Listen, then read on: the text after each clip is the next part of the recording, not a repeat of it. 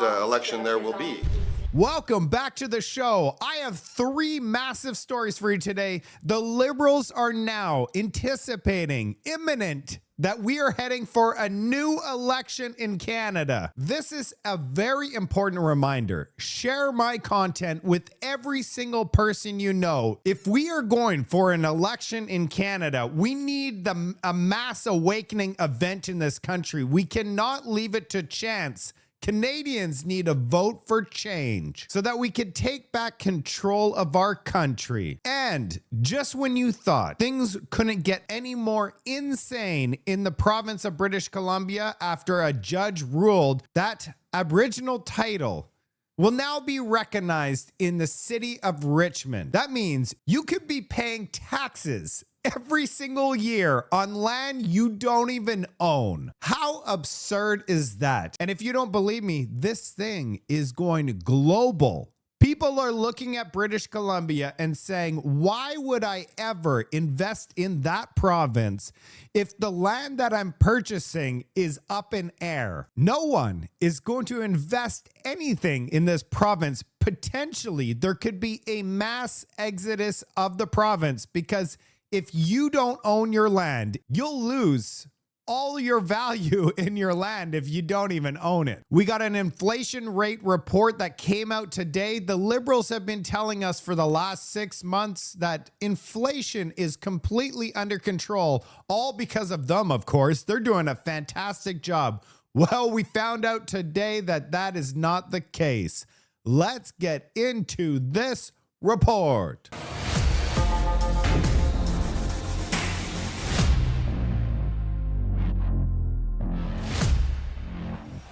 Are we going to an election in Canada? Steve McKinnon has spoken. 2 weeks from the budget, I think that what I'm seeing in Parliament worries me. The Bloc Québécois, who, without having even read the budget, eliminate the possibility that they will support it, and the Conservatives making just ludicrous demands with respect to the budget. It sounds like you're worried about maybe Canada going to another election. Is that a realistic possibility Canadians should expect? We have a minority government, but we believe we have a mandate. And when I see opposition parties not ruling out the possibility of voting for the budget, that's starting to worry me, but I think it's them that are misreading the mood of Canadians. If an election is necessary, we would obviously, reluctantly, because we don't think Canadians want an election, but election there will be. It's the opposition parties who have that decision in their hands. Why not accept the NDP? You'll have to ask the NDP about the NDP.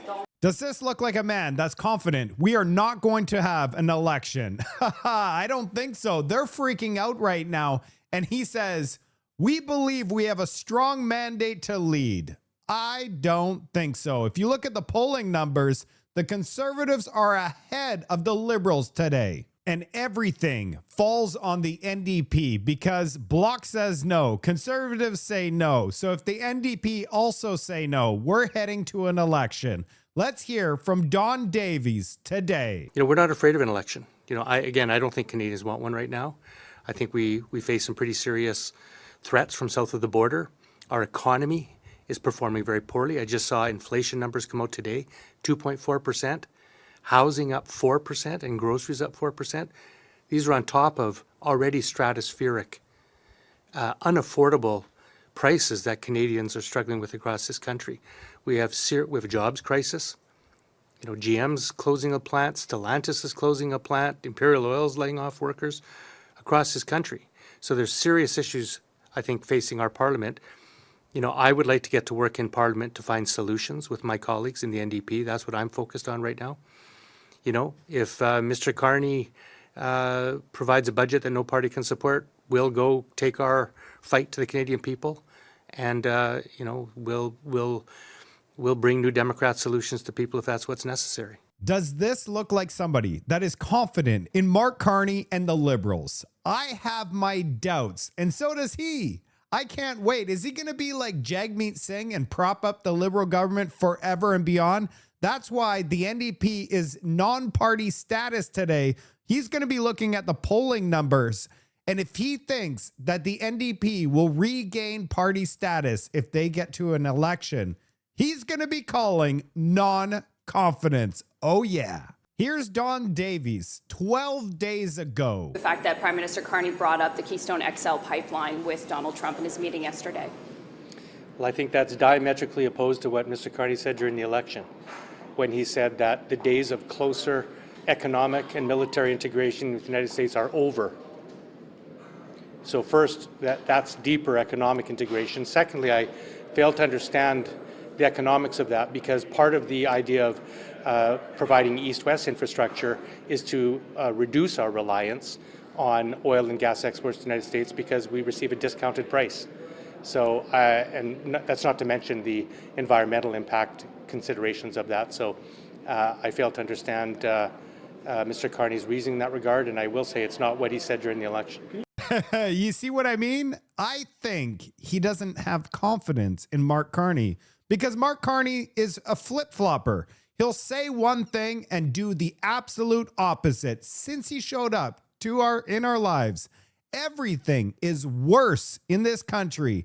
Tariffs are up, unemployment up, economy down, promises broken. As Stephen Taylor says here on X, rumor is that local Liberals across the country are preparing for a national election.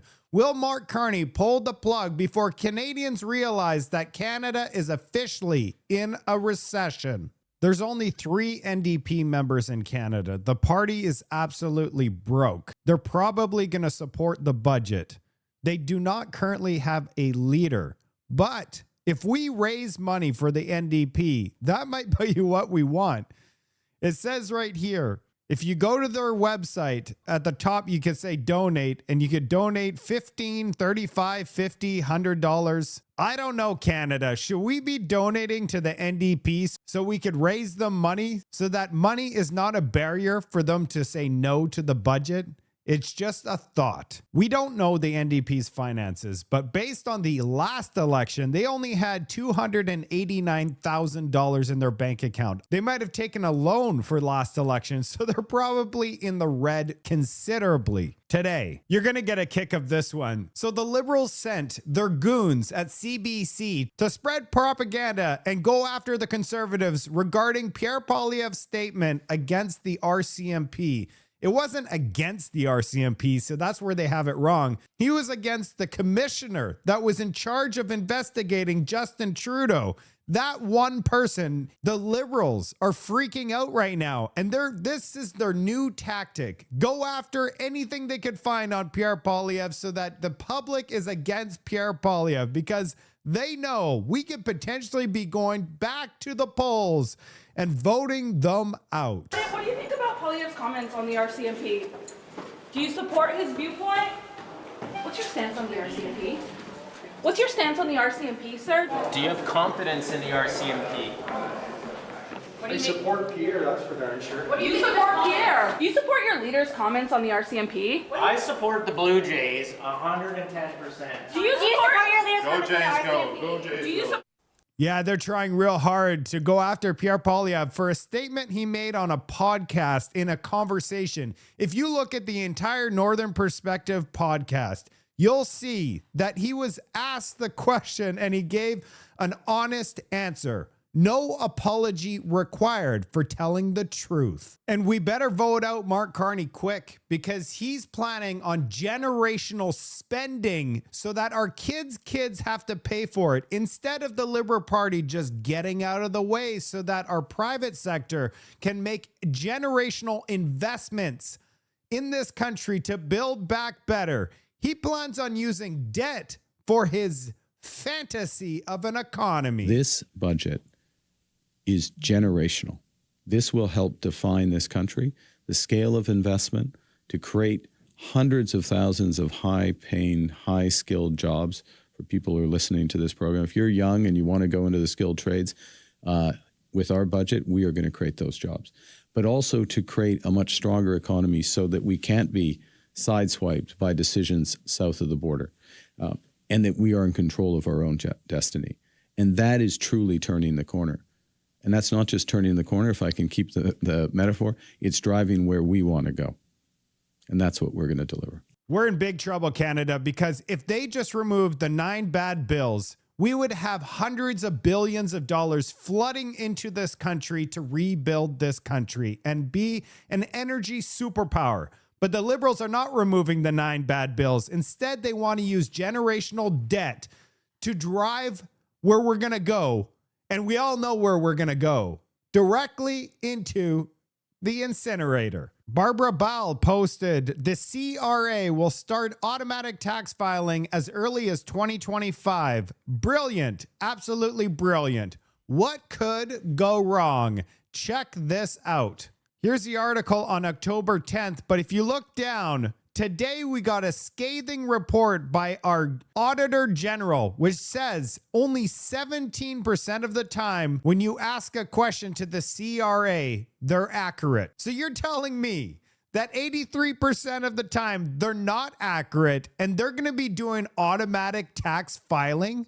Like she said, what could go wrong? Before we move to our next top story, BC and our land title issue and inflation in Canada, I'd like to promote a brand new startup in Canada. Are you tired? I'm tired. I'm tired of giving all my money away to major corporations while watching small businesses in Canada get absolutely crushed and struggle to survive. Well, there's finally a solution. It's called Barter It, a brand new platform built to connect Canadians with Canadians. You could buy, sell, and trade products and services directly to local people and small businesses, not a faceless corporation. I normally don't do promotional videos, but I actually like this idea. It's a great way to support local Canadian businesses. Right now, they're offering an insane promotion because they just launched and they're working out their kinks. That's why I want to show you guys this right away. They're offering 50% off their bits, and one bit is worth $1. So for example, if you bought 100 bits for $100, you get 50% off, so only $50. Plus, if you get my join code, you will get 25 bits for free, which means $25. And I will get 25 bits if you sign up. And the best part is, it's free to sign up. It's a win-win for everybody. Head over to barterit.ca. I'll drop the reference code inside the comments. Don't click it.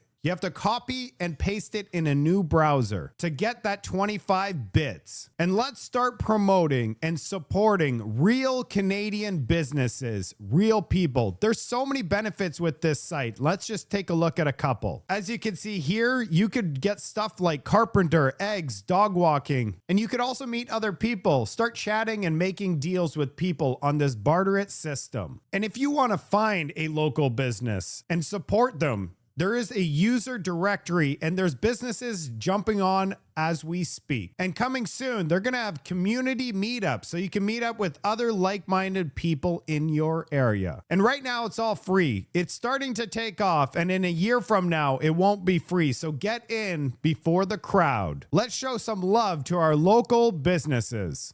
Back to the report. Keith Wilson, which is a lawyer, property rights and constitutional law lawyer, has just made a post about BC. This is going to blow your mind. He states that 95% of BC land base is currently subject to unresolved claims of Aboriginal title. The court just ruled in the Cowichan case that a successful determination of Aboriginal title can declare fee simple interest invalid as unjustified infringements. This means the assumed undefeasibility of the registered title of BC homes and businesses under the BC Land Title Act just flew out the window. To put this into simple English, basically all of British Columbia does not belong to the people. It belongs to First Nations, meaning whatever you own, you don't own it. Based on this new court ruling, everybody in BC could lose their property rights. This is catastrophic. So yes, you should be concerned about what's happening in BC. Who's going to compensate you for the loss of your value of your property? BC is broke. We can't afford to pay everybody millions of dollars to resettle in another province. And this news is going global, making things even more concerning for British Columbia because no one's going to be investing in BC because of the uncertainty that's coming with this. Homeowners in Pacific Northwest City are warned their land has now become given to the native tribe and that evictions could soon follow. I don't think evictions are coming, but the value of your land could be cut in half. And this is the Daily Mail. We have the Times of India also reporting on it. So this is going global. Before the election, David Eby said our property rights are going to be okay. This work actually improves and increases prosperity for everyone. And John wants to say it wants to take something away from you. It wants to take your private property away from you. Nothing could be further from the truth. Oh, this did not age well at all. What does David Eby have to say today? Blue Jays fan also. Premier David Eby, for you, Malcolm Brody, the mayor of Richmond, sent a letter to residents on the weekend about a town hall that they are having. He's also said around the Cowichan Lands decision, he said that he wants certainty for both Look at the his province face. and the federal government around arguing in appeal that private ownership should be protected from any decision. Look at Does his that eyes. feel that private ownership should be Oh my that goodness, it private looks like he's ownership almost should be possessed. protected? Ownership. What is that? What is that? He's like, don't talk to me about this situation because this is going to haunt him forever. We all saw what he said during the election. Oh yeah, 95% of the land in BC is up in air because of him. Oh yeah. Should be protected from any decision. Is that the argument that you plan to make on appeal? And John Rustad has also raised concerns saying that you're not moving fast enough here to provide certainty and that he believes that you should not be negotiating with First Nations while this appeal is underway. What do you say to both those ideas? By the way, this is huge, guys. There's so much repercussions to all of this. Thanks. I share the concern of Mayor Brody about the implications of this decision. It's a big deal. And it's crucial for our economy, for just the basic economics of a family, that people understand their private property rights. That's the basis of how things work in the province. So clarity and resolution is urgently needed. And yes, in the appeal, of course, we are arguing to defend those private property rights of those homeowners and for certainty to ensure that businesses can make the decisions to invest that they need to make. I'm not sold on anything he just said. He is responsible for where we're at today. How is he going to fix anything? Dallas Brody is the only leader in British Columbia that's truly fighting for your property rights and your rights in general. She's part of the One BC party. Just when you thought things couldn't get any more insane in this province, a BC Supreme Court judge has just ruled that Aboriginal title will be recognized over the private lands in the city of Richmond. Wake up, people. Your fee simple title is now uncertain and possibly invalid. And you thought you owned your land? Well, you'd better think again. This is exactly why One BC has been raising the alarm about the threat that Indigenous claims pose to the future prosperity of British Columbia. Make no mistake, to undo the damage that this is going to cause will require every one of us to stand up and demand changes to the Constitution of Canada. We at One BC are here to lead that movement. We will fight for you and fight for the future of British Columbia. Promise made, promise kept from Dallas Brody. A judge has decided that homes in Richmond are now owned by the Cowichan tribes because their great-grandparents once fished there. That is Aboriginal title. There are 200 more bands in BC with their own Aboriginal title claims. Judges have the legal authority to give away every square inch of this province, including your home, as long as Aboriginal title remains in our Constitution. Mr. Speaker, property rights are the foundation of Western civilization. Aboriginal title is an existential threat to that civilization. My question is for the Premier. Will he support constitutional reform to legally extinguish Aboriginal title? Attorney General. Mr. Speaker, we take a different view than the member on many things, including this one. The work of reconciliation and sitting down with First Nations across this province to resolve historic wrong and to bring certainty to the land is the path forward, and it's a path that we will continue to take, and is an important one. And I've already talked quite extensively about our approach in this legal matter that we'll continue to take to uphold private property rights, and we will continue to work with First Nations to bring agreements and certainty to the land. How are you going to do that? How? Are you going to pay me money for my home? You have no money. Imagine they take this woman's home away from her. Your property is gone. Your future in British Columbia is gone. Go take your stuff and move. That is exactly what is happening here. And it all stems from the NDP. Yeah, they promised the world and they're going to be destroying this province. BC One has a brand new candidate. This guy's base. His name is Jim McMurtry. Check this out. I got fired as a high school teacher because I refused to lie to my students. I refused to tell them the worst lie in Canadian history. We've been told that our ancestors were evil, that we ought to be ashamed of our history. In 2021, news broke of a genocide of Indigenous children at the Kamloops Residential School. That was a lie. And the school district fired me for refusing to repeat it to my students. Canadians will no longer be guilted into giving up their country based on a lie. So I'm running. So he's running. To preserve British Columbia's glorious heritage. Jim McMurtry is One BC's first announced candidate for our next provincial election. I'm running to be your next member of the Legislative Assembly in Delta South. Here's the video of Jim, of why he was fired as a teacher in British Columbia. I acknowledge nothing. Canada belongs to all Canadians. I know other teachers can't say what I'm saying because they too would be between jobs. Land acknowledgements are compelled speech. They're empty lip service. They're an assault on private property. This is my house. This is my castle. It doesn't belong to anybody else. It belongs to me. And you're not going to believe this one. This is Stephanie Higginson. She's in the Parliament building. This is BC NDP in a nutshell. Check this out. Is not only outdated, in fact, it reminds me of the 1980s era scared straight that was in place when I was young. It risks undermining the very outcomes it seeks to achieve.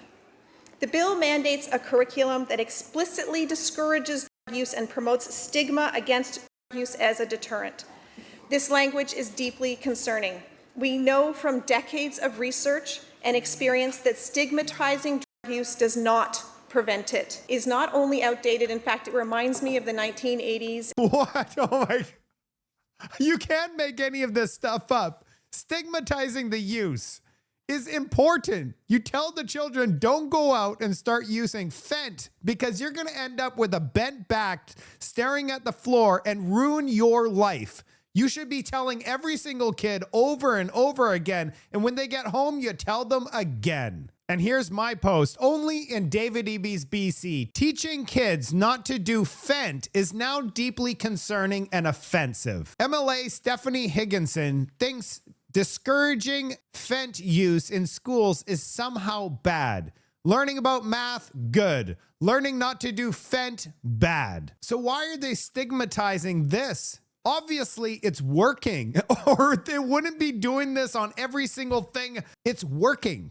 So what is she talking about? BC, are you okay? The Blue Jays are heading to the World Series. You know what I'm not looking forward to? Is Olivia Chow throwing another bat across the street. Oh boy, this is gonna be brutal. Elbows up, Canada. Inflation has hit 2.4%. It has skyrocketed. Analysts thought it would only rise to 2.2%, but because of food inflation, we're all the way up to 2.4. Check out the rise in inflation. It's going up like a hockey stick chart. And if you take a look, food is at 4%. Can you believe this, everybody? It is like straight up. Of course, every time I go to the store, I go, if the food prices continue at this pace, most of us are going to have to skip eating altogether. We have a Bank of Canada interest rate announcement coming up. What are they going to do? They're kind of stuck, aren't they? They're probably going to cut anyway because they actually wrote in their mandate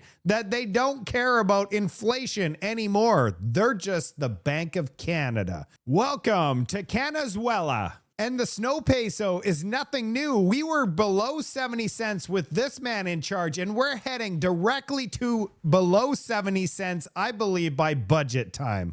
We'll find out. That's it for today's report. What do you think? Are we going to have an election? Probably not this year, but maybe beginning next year. What are your thoughts? Things are definitely heating up, and so is the pressure on Pierre Poilievre from the Liberals, so they're actually worried. Is the NDP going to do the right thing? They don't have Jagmeet Singh anymore, but I believe they're completely broke. They're going to be looking at the polls to see if they could get party status again, that 12 seats. They currently only have 3 seats. And things are heating up in British Columbia. 95% of the land could be reverted back to first Indigenous land, meaning that everyone loses their property rights. The only party that's trying to defend your property rights and your rights in general is the BC One Party. And inflation is starting to get out of control in Canada. This is going to affect the Canadian peso, guaranteed to be heading down if they do decide to cut interest rates again, because our economy is in free fall. Oh yeah, and don't forget to copy and paste my link that I'm going to put in the comments section so that you could get 25 bits. I'll see you on the next report.